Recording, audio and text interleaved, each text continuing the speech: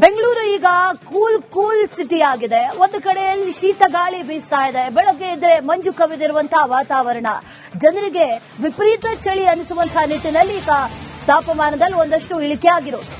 Capital city Bengaluru ಈಗ cool. ಬೆಂಗಳೂರಿನಲ್ಲಿ ಮತ್ತೆ ಚಳಿಯ ವಾತಾವರಣ. ಇನ್ನು ಒಂದು ವಾರ ಇದೇ ರೀತಿ ಭಾರಿ ಚಳಿ ಇರುತ್ತೆ ಅನ್ನುವಂತಹ ಮುನ್ಸೂಚನೆಯನ್ನ ಕೂಡ ಹವಾಮಾನ ಇಲಾಖೆ ಕೊಟ್ಟಿದೆ. ಕನಿಷ್ಠ ತಾಪಮಾನ 12ರಿಂದ 14 ಡಿಗ್ರಿ ಸೆಲ್ಸಿಯಸ್ ವರೆಗೂ ಇರುತ್ತೆ. ಗಾಳಿಯ ಗುಣಮಟ್ಟದಲ್ಲೂ ಕೂಡ ತೀವ್ರ ಕುಸಿತ ಆಗಿದೆ. ಈ ಚಳಿ ಜೊತೆಗೆ ಗಾಳಿಯ ಗುಣಮಟ್ಟ ಕೂಡ ಕುಸಿತ ಆಗಿರೋದು. ಒಂದಷ್ಟು ಆರೋಗ್ಯ ಸಮಸ್ಯೆಗಳು ಕೂಡ ಈ ಸಂದರ್ಭದಲ್ಲಿ ಹೆಚ್ಚಾಗುವಂತಹ ಆತಂಕ ಕೂಡ ಇದೆ. ಅನೇಕ ಕಡೆಗಳಲ್ಲಿ ಇದೇ ರೀತಿಯಾಗಿ ಕುಸಿತ ಆಗಿದೆ. ದಿನದಿಂದ ದಿನಕ್ಕೆ ಚಳಿ ಹೆಚ್ಚುತ್ತಾ ಇದೆ. ಈ ಚಳಿಯಿಂದ ಹೇಗಪ್ಪ ಬಚಾವಾಗೋದು ಅಂತ ಜನರ ಯೋಚನೆ. ಒಂದು ಕಡೆ ಬೆಳಗಿನ ಸಂದರ್ಭದಲ್ಲಿ ಕಂಪ್ಲೀಟ್ ಆಗಿ ಮಂಜು ಕವಿದಿರುತ್ತೆ. ಹೊರಗಡೆ ಓಡಾಡೋದು ಕಮ್ಮಿ ಆಗಿದೆ, ಚಳಿ ಹೆಚ್ಚಾಗಿದೆ. ಇನ್ನೂ ಒಂದು ವಾರ ಇದೇ ರೀತಿಯಾದಂತಹ ವಾತಾವರಣ ಇರುತ್ತೆ ಅನ್ನುವಂತ ಮುನ್ಸೂಚನೆಯನ್ನ ನೀಡಲಾಗಿದೆ.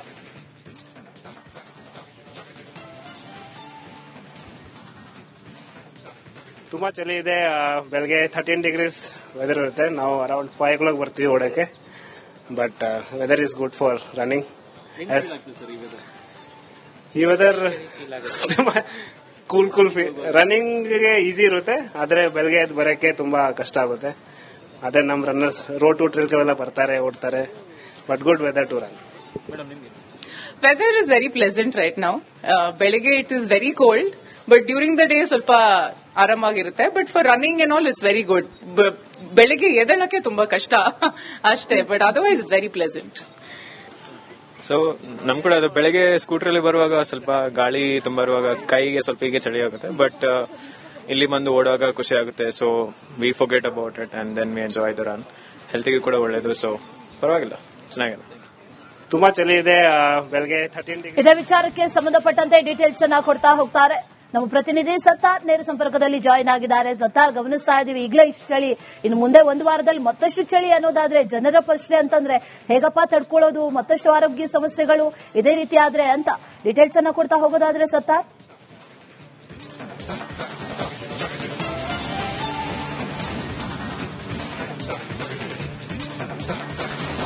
ಅಶ್ವಿನಿ, ಈಶಾನ್ಯ ಮಾರುತಗಳು ದಕ್ಷಿಣದ ಕಡೆಗೆ ಶೀತ ಗಾಳಿಯನ್ನು ಒಯ್ಯುತ್ತದೆ. ಇದರ ಎಫೆಕ್ಟ್ ನಿಂದಾಗಿ ಇವತ್ತು ಸಿಲಿಕಾನ್ ಸಿಟಿ ಬೆಂಗಳೂರು ಕೂಡ ಕೂಲ್ ಆಗಿದೆ. ಅದರ ದೃಶ್ಯವನ್ನು ತೋರಿಸ್ತಾ ಹೋಗ್ತೀನಿ. ಸದ್ಯ ನಾನೀಗ ಲಾಲ್ಬಾಗ್ನಲ್ಲಿದ್ದೀನಿ. ಲಾಲ್ಬಾಗ್ನಲ್ಲಿ ಕೂಡ ಬೆಳಿಗ್ಗೆಯಿಂದಲೂ ಕೂಡ ಮಂಜು ಕವಿದ ವಾತಾವರಣ ಇರುವುದರಿಂದ ಇಲ್ಲಿಗೆ ಬರ್ತಿರುವಂತಹ ವಾಕರ್ಸ್ ಆಗಿರಬಹುದು, ಪ್ರತಿಯೊಬ್ಬರು ಕೂಡ ಈ ಸದ್ಯಕ್ಕೆ ಈ ಒಂದು ವೆದರ್ ಅನ್ನು ಎಂಜಾಯ್ ಮಾಡ್ತಾ ಇದ್ದಾರೆ. ಜೊತೆಗೆ ಸಾಧ್ಯವಾದಷ್ಟು ಬಿಸಿಲಿಗೆ ತಮ್ಮ ಮೈಯನ್ನು ಹೊಡ್ತಿದ್ದಾರೆ. ಅಂದ್ರೆ ಈ ಶೀತ ಗಾಳಿಯ ಜೊತೆಗೆ ಸದ್ಯಕ್ಕೆ ವಾಯುಮಾಲಿನ್ಯ ಅಂದ್ರೆ ಮಾಲಿನ್ಯ ಪ್ರಮಾಣ ಹೆಚ್ಚಾಗ್ತಾ ಇದೆ. ಜೊತೆಗೆ ವಾಯುವಿನ ಗುಣಮಟ್ಟ ಅಂದ್ರೆ ಗಾಳಿಯ ಗುಣಮಟ್ಟ ಕುಸಿತ ಆಗ್ತಾ ಇರುವುದರಿಂದ ಇದು ಎರಡೂ ಸೇರಿದಂತಹ ಸಾಮಾನ್ಯವಾಗಿ ಜನರಿಗೆ ಕೂಡ ಆರೋಗ್ಯ ಸಮಸ್ಯೆ ಕಾಡುತ್ತೆ. ಸದ್ಯಕ್ಕೆ ಕನಿಷ್ಠ ಏರ್ ಕ್ವಾಲಿಟಿ ಇಂಡೆಕ್ಸ್ 99 ದಾಖಲಾಗ್ತಾ ಇದೆ.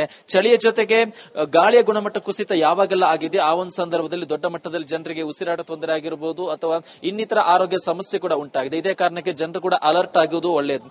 ಈಶಾನ್ಯ ಮಾರುತಗಳು ದಕ್ಷಿಣ ಕಡೆಗೆ ಶೀತ ಮತ್ತು ಶುಷ್ಕ ಗಾಳಿಯನ್ನು ಒಯ್ಯುತ್ತದೆ. ಇದು ರಾತ್ರಿಯ ಚಳಿ ಮತ್ತು ಬೆಳಗಿನ ಅವಧಿಯಲ್ಲಿ ಮಂಜು ಬೀಳುವುದಕ್ಕೆ ಕಾರಣ ಆಗುತ್ತೆ. ಇಂತಹ ಸಂದರ್ಭದಲ್ಲಿ ಜನರು ಕೂಡ ಬಿಸಿ ನೀರು ಕುಡಿಯುವುದಾಗಿರಬಹುದು ಅಥವಾ ದಪ್ಪನೆ ಸ್ವೆಟರ್ ಹಾಕಿ ಓಡಾಟ ಮಾಡೋದು ಕೂಡ ಉತ್ತಮ ಅನ್ನೋ ಸಲಹೆಯನ್ನು ಈಗಾಗಲೇ ಹವಾಮಾನ ಇಲಾಖೆ ಜೊತೆಗೆ ವೈದ್ಯರು ಕೂಡ ನೀಡಿದ್ದಾರೆ. ಇನ್ನು ಇದು ಮುಂದಿನ ಒಂದು ವಾರಗಳ ಕಾಲ ಇದೇ ರೀತಿಯ ವಾತಾವರಣ ಇರುತ್ತೆ. ಅದರಲ್ಲೂ ಕೂಡ ಪ್ರಮುಖವಾಗಿ ರಾಜ್ಯದ 16 ಜಿಲ್ಲೆಗಳಲ್ಲಿ ಶೀತ ಗಾಳಿಯ ಅಲೆ ಕೂಡ ಅಪ್ಪಳಿಸುವಂತಹ ಸಾಧ್ಯತೆ ಇದೆ. ಈಗಾಗಲೇ ಹಲವು ಜಿಲ್ಲೆಗಳಲ್ಲಿ ಕನಿಷ್ಠ ತಾಪಮಾನ 7 ಡಿಗ್ರಿಗೆ ಕೂಡ ಕುಸಿತ ಆಗಿರೋದ್ರಿಂದ ಜನರು ಕೂಡ ಅಲರ್ಟ್ ಆಗಿರೋದು ಉತ್ತಮ. ಯಾಕಂದ್ರೆ ಇಂತಹ ಸಮಯದಲ್ಲಿ ಸಾಮಾನ್ಯವಾಗಿ ಬೇಸಿಗೆ ಮತ್ತು ಮಳೆಗಾಲಕ್ಕೆ ಹೋಲಿಕೆ ಮಾಡಿದರೆ ಚಳಿಗಾಲದಲ್ಲಿ ದೊಡ್ಡ ಪ್ರಮಾಣದಲ್ಲಿ ಹಾರ್ಟ್ ಅಟ್ಯಾಕ್ ಕೂಡ ಸಂಭವಿಸಿದೆ. ಅದಕ್ಕೆ ಪ್ರಮುಖ ಕಾರಣ ಏನಂದ್ರೆ ಒಂದು ಕಡೆ ಈ ಗಾಳಿಯ ಗುಣಮಟ್ಟ ಕುಸಿತ ಆದಂತಹ ಸಂದರ್ಭದಲ್ಲಿ ಅದು ಆ ರೀತಿಯ ಗಾಳಿ ನಮ್ಮ ದೇಹವನ್ನು ಒಕ್ಕಿದಾಗ ಅದು ಉಸಿರಾಟದ ತೊಂದರೆ ಆಗಿ ನಂತರ ಹಾರ್ಟ್ ಅಟ್ಯಾಕ್ ಕೂಡ ಉಂಟಾಗುತ್ತೆ. ಇದೇ ಕಾರಣಕ್ಕೆ ಇಂತಹ ಸಮಯದಲ್ಲಿ ಜನರು ಕೂಡ ಹೊರಗಡೆ ಓಡಾಡುವಂತಹ ಸಂದರ್ಭದಲ್ಲಿ ಮಾಸ್ಕ್ ಹಾಕೋದು ಉತ್ತಮ ಅನ್ನೋ ಸಲಹೆಯನ್ನು ಈಗಾಗಲೇ ವೈದ್ಯರು ಕೂಡ ಕೊಟ್ಟಿದ್ರು. ಇದೇ ಕಾರಣಕ್ಕೆ ಜನರು ಕೂಡ ಇಂತಹ ಜಟಿಲ ಸಮಯದಲ್ಲಿ ನಿರ್ಲಕ್ಷ್ಯ ಮಾಡಿದ್ರೆ ತಮ್ಮ ಆರೋಗ್ಯಕ್ಕೆ ತೊಂದರೆ ಆಗಬಹುದು. ಜನರು ಕೂಡ ಅಲರ್ಟ್ ಆಗಬೇಕಾಗುತ್ತೆ.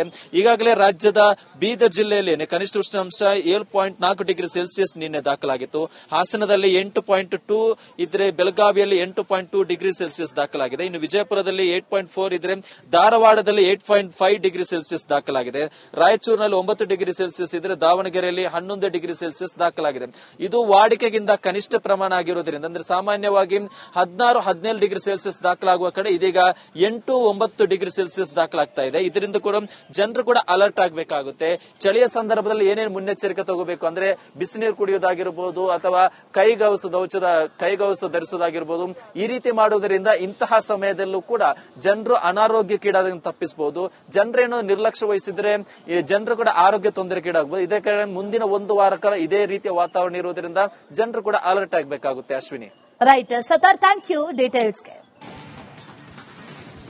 ಬೆಂಗಳೂರು ಈಗ ಕೂಲ್ ಸಿಟಿ ಆಗಿದೆ. ಒಂದು ಕಡೆಯಲ್ಲಿ ಶೀತ ಗಾಳಿ ಬೀಸ್ತಾ ಇದೆ. ಬೆಳಗ್ಗೆ ಇದ್ರೆ ಮಂಜು ಕವಿದಿರುವಂತಹ ವಾತಾವರಣ, ಜನರಿಗೆ ವಿಪರೀತ ಚಳಿ ಅನಿಸುವಂತಹ ನಿಟ್ಟಿನಲ್ಲಿ ಈಗ ತಾಪಮಾನದಲ್ಲಿ ಒಂದಷ್ಟು ಇಳಿಕೆ ಆಗಿರೋದು. ಕ್ಯಾಪಿಟಲ್ ಸಿಟಿ ಬೆಂಗಳೂರು ಈಗ ಕೂಲ್. ಬೆಂಗಳೂರಿನಲ್ಲಿ ಮತ್ತೆ ಚಳಿಯ ವಾತಾವರಣ. ಇನ್ನು 1 ವಾರ ಇದೇ ರೀತಿ ಭಾರಿ ಚಳಿ ಇರುತ್ತೆ ಅನ್ನುವಂತ ಮುನ್ಸೂಚನೆಯನ್ನ ಕೂಡ ಹವಾಮಾನ ಇಲಾಖೆ ಕೊಟ್ಟಿದೆ. ಕನಿಷ್ಠ ತಾಪಮಾನ 12ರಿಂದ 14 ಡಿಗ್ರಿ ಸೆಲ್ಸಿಯಸ್ ವರೆಗೂ ಇರುತ್ತೆ. ಗಾಳಿಯ ಗುಣಮಟ್ಟದಲ್ಲೂ ಕೂಡ ತೀವ್ರ ಕುಸಿತ ಆಗಿದೆ. ಈ ಚಳಿ ಜೊತೆಗೆ ಗಾಳಿಯ ಗುಣಮಟ್ಟ ಕೂಡ ಕುಸಿತ ಆಗಿರೋದು. ಒಂದಷ್ಟು ಆರೋಗ್ಯ ಸಮಸ್ಯೆಗಳು ಕೂಡ ಈ ಸಂದರ್ಭದಲ್ಲಿ ಹೆಚ್ಚಾಗುವಂತಹ ಆತಂಕ ಕೂಡ ಇದೆ. ಅನೇಕ ಕಡೆಗಳಲ್ಲಿ ಇದೇ ರೀತಿಯಾಗಿ ಕುಸಿತ ಆಗಿದೆ. ದಿನದಿಂದ ದಿನಕ್ಕೆ ಚಳಿ ಹೆಚ್ಚುತ್ತಾ ಇದೆ. ಈ ಚಳಿಯಿಂದ ಹೇಗಪ್ಪ ಬಚಾವಾಗೋದು ಅಂತ ಜನರ ಯೋಚನೆ. ಒಂದು ಕಡೆ ಬೆಳಗಿನ ಸಂದರ್ಭದಲ್ಲಿ ಕಂಪ್ಲೀಟ್ ಆಗಿ ಮಂಜು ಕವಿದಿರುತ್ತೆ. ಹೊರಗಡೆ ಓಡಾಡೋದು ಕಮ್ಮಿ ಆಗಿದೆ, ಚಳಿ ಹೆಚ್ಚಾಗಿದೆ. ಇನ್ನೂ 1 ವಾರ ಇದೇ ರೀತಿಯಾದಂತಹ ವಾತಾವರಣ ಇರುತ್ತೆ ಅನ್ನುವಂತ ಮುನ್ಸೂಚನೆಯನ್ನ ನೀಡಲಾಗಿದೆ.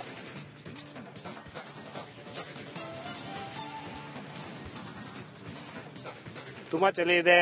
ಬೆಳಗ್ಗೆ 13 ಡಿಗ್ರೀಸ್ ವೆದರ್ ಇರುತ್ತೆ. ನಾವು ಅರೌಂಡ್ 5 o'clock ಬರ್ತೀವಿ ಓಡಕ್ಕೆ. But weather is good for running. ಈ ವೆದರ್ ತುಂಬಾ ಕೂಲ್ ರನ್ನಿಂಗ್ಗೆ ಈಸಿ ಇರುತ್ತೆ. ಆದ್ರೆ ಬೆಳಗ್ಗೆ ಎದ್ದು ಬರೋಕ್ಕೆ ತುಂಬಾ ಕಷ್ಟ ಆಗುತ್ತೆ. ಅದೇ ನಮ್ಮ ರನ್ನರ್ಸ್ ರೋಡ್ ಟು ಟ್ರಿಲ್ಗೆಲ್ಲ ಬರ್ತಾರೆ, ಓಡ್ತಾರೆ. But good weather to run. Weather is very pleasant right now. ಬೆಳಗ್ಗೆ it is very cold, but during the day ಸ್ವಲ್ಪ ಆರಾಮಾಗಿರುತ್ತೆ. But for running and all it's very good. ಬೆಳಗ್ಗೆ ಎದ್ದೇಳಕ್ಕೆ ತುಂಬಾ ಕಷ್ಟ ಅಷ್ಟೇ, but otherwise it's very pleasant. So ನಮ್ ಕೂಡ ಅದು ಬೆಳಗ್ಗೆ ಸ್ಕೂಟರ್ ಬರುವಾಗ ಸ್ವಲ್ಪ ಗಾಳಿ ತುಂಬಾ ಬರುವಾಗ ಕೈಗೆ ಸ್ವಲ್ಪ ಹೀಗೆ ಚಳಿ ಆಗುತ್ತೆ. ಬಟ್ ಇಲ್ಲಿ ಬಂದು ಓಡುವಾಗ ಖುಷಿ ಆಗುತ್ತೆ. So we forget about it and then we enjoy the run. ಹೆಲ್ತ್ಗೆ ಕೂಡ ಒಳ್ಳೇದು. ಸೊ ಪರವಾಗಿಲ್ಲ, ಚೆನ್ನಾಗಿದೆ. ತುಂಬಾ ಚಳಿ ಇದೆ. ಬೆಳಗ್ಗೆ 13 ಡಿಗ್ರಿ. ಇದೇ ವಿಚಾರಕ್ಕೆ ಸಂಬಂಧಪಟ್ಟಂತೆ ಡೀಟೇಲ್ಸ್ ಅನ್ನ ಕೊಡ್ತಾ ಹೋಗ್ತಾರೆ ನಮ್ಮ ಪ್ರತಿನಿಧಿ ಸತ್ತಾರ್. ನೇರ ಸಂಪರ್ಕದಲ್ಲಿ ಜಾಯಿನ್ ಆಗಿದ್ದಾರೆ. ಸತ್ತಾರ್, ಗಮನಿಸ್ತಾ ಇದೀವಿ ಈಗಲೇ ಇಷ್ಟು ಚಳಿ, ಇನ್ನು ಮುಂದೆ 1 ವಾರದಲ್ಲಿ ಮತ್ತಷ್ಟು ಚಳಿ ಅನ್ನೋದಾದ್ರೆ ಜನರ ಪ್ರಶ್ನೆ ಅಂತಂದ್ರೆ ಹೇಗಪ್ಪ ತಡ್ಕೊಳ್ಳೋದು, ಮತ್ತಷ್ಟು ಆರೋಗ್ಯ ಸಮಸ್ಯೆಗಳು ಇದೇ ರೀತಿ ಆದ್ರೆ ಅಂತ ಡೀಟೇಲ್ಸ್ ಅನ್ನ ಕೊಡ್ತಾ ಹೋಗೋದಾದ್ರೆ ಸತ್ತಾರ್.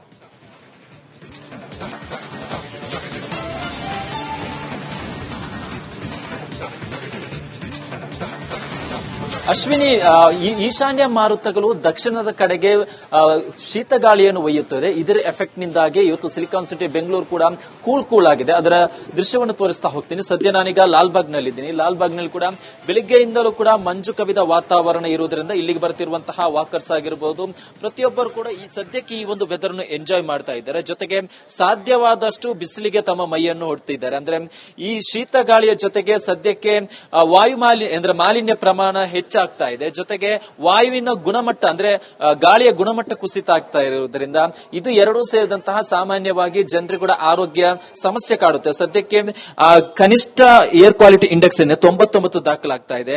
ಚಳಿಯ ಜೊತೆಗೆ ಗಾಳಿಯ ಗುಣಮಟ್ಟ ಕುಸಿತ ಯಾವಾಗೆಲ್ಲ ಆಗಿದೆ ಆ ಒಂದು ಸಂದರ್ಭದಲ್ಲಿ ದೊಡ್ಡ ಮಟ್ಟದಲ್ಲಿ ಜನರಿಗೆ ಉಸಿರಾಟ ತೊಂದರೆ ಆಗಿರಬಹುದು ಅಥವಾ ಇನ್ನಿತರ ಆರೋಗ್ಯ ಸಮಸ್ಯೆ ಕೂಡ ಉಂಟಾಗಿದೆ. ಇದೇ ಕಾರಣಕ್ಕೆ ಜನರು ಕೂಡ ಅಲರ್ಟ್ ಆಗುವುದು ಒಳ್ಳೆಯದು. ಈಶಾನ್ಯ ಮಾರುತಗಳು ದಕ್ಷಿಣ ಕಡೆಗೆ ಶೀತ ಮತ್ತು ಶುಷ್ಕ ಗಾಳಿಯನ್ನು ಒಯ್ಯುತ್ತದೆ. ಇದು ರಾತ್ರಿ ಚಳಿ ಮತ್ತು ಬೆಳಗಿನ ಅವಧಿಯಲ್ಲಿ ಮಂಜು ಬೀಳೋದಕ್ಕೆ ಕಾರಣ ಆಗುತ್ತೆ. ಇಂತಹ ಸಂದರ್ಭದಲ್ಲಿ ಜನರು ಕೂಡ ಬಿಸಿ ನೀರು ಕುಡಿಯೋದಾಗಿರಬಹುದು ಅಥವಾ ದಪ್ಪನೆ ಸ್ವೆಟರ್ ಹಾಕಿ ಓಡಾಟ ಮಾಡೋದು ಕೂಡ ಉತ್ತಮ ಅನ್ನೋ ಸಲಹೆಯನ್ನು ಈಗಾಗಲೇ ಹವಾಮಾನ ಇಲಾಖೆ ಜೊತೆಗೆ ವೈದ್ಯರು ಕೂಡ ನೀಡಿದ್ದಾರೆ.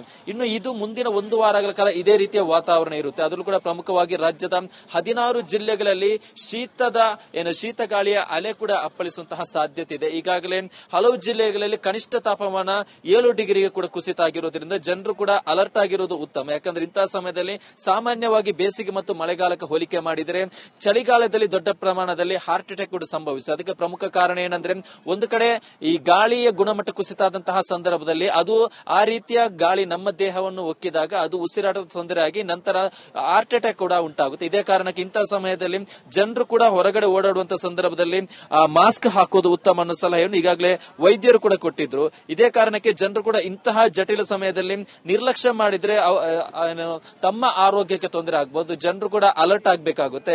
ಈಗಾಗಲೇ ರಾಜ್ಯದ ಬೀದರ್ ಜಿಲ್ಲೆಯಲ್ಲಿ ಕನಿಷ್ಠ ಉಷ್ಣಾಂಶ 7.4 ಡಿಗ್ರಿ ಸೆಲ್ಸಿಯಸ್ ನಿನ್ನೆ ದಾಖಲಾಗಿತ್ತು. ಹಾಸನದಲ್ಲಿ 8.2 ಇದ್ರೆ, ಬೆಳಗಾವಿಯಲ್ಲಿ 8.2 ಡಿಗ್ರಿ ಸೆಲ್ಸಿಯಸ್ ದಾಖಲಾಗಿದೆ. ಇನ್ನು ವಿಜಯಪುರದಲ್ಲಿ 8.4 ಇದ್ರೆ, ಧಾರವಾಡದಲ್ಲಿ 8.5 ಡಿಗ್ರಿ ಸೆಲ್ಸಿಯಸ್ ದಾಖಲಾಗಿದೆ.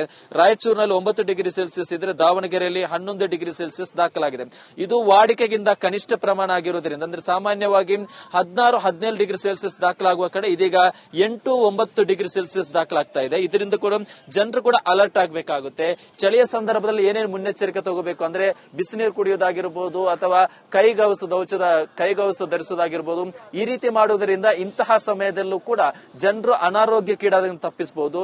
ಜನರೇನು ನಿರ್ಲಕ್ಷ್ಯ ವಹಿಸಿದ್ರೆ ಜನರು ಕೂಡ ಆರೋಗ್ಯ ತೊಂದರೆಗೀಡಾಗಬಹುದು. ಇದೇ ಕಾರಣ ಮುಂದಿನ 1 ವಾರ ಕಾಲ ಇದೇ ರೀತಿಯ ವಾತಾವರಣ ಇರುವುದರಿಂದ ಜನರು ಕೂಡ ಅಲರ್ಟ್ ಆಗಬೇಕಾಗುತ್ತೆ. Ashwini, right Sattar, thank you ಡೀಟೇಲ್ಸ್ಗೆ.